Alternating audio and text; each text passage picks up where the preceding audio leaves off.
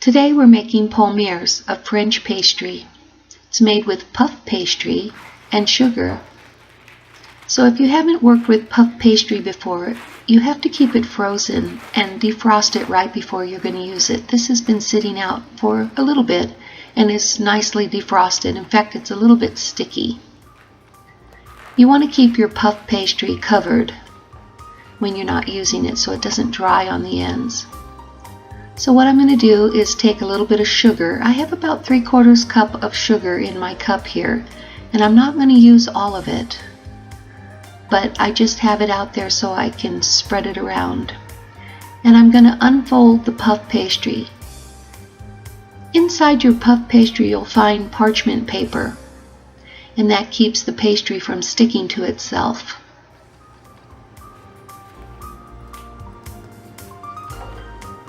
So I want to roll out my puff pastry and get rid of the creases that are found. And sprinkle it with sugar. I probably use about maybe a 1/2 cup of sugar total. And you can use a chunky type of sugar if you want to, if you have it. So you just want to roll that right into the pastry. It's my dog drinking in the background. Sprinkle a little cinnamon if you like and roll that in.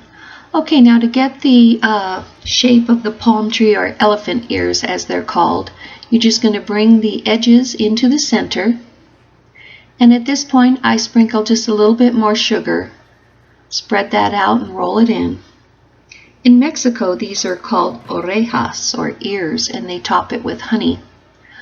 So you're going to fold your pastry right over itself like a book, and wrap it in plastic wrap. I'm going to put it in the refrigerator for about 30 minutes, and that will get it nice and firm and easy to cut. So now it's been in the refrigerator for 30 minutes, and I'm going to take a small knife or a thin knife and just cut the edge off so I have a nice straight edge. And then you want to cut these into about 1/4 inch segments. You want them to be all the same so they'll cook evenly. And then you're going to put them on a parchment lined cookie sheet and kind of pinch the edge so they don't open up in the oven. So once they're in the oven, you want to start your timing at about 11 minutes.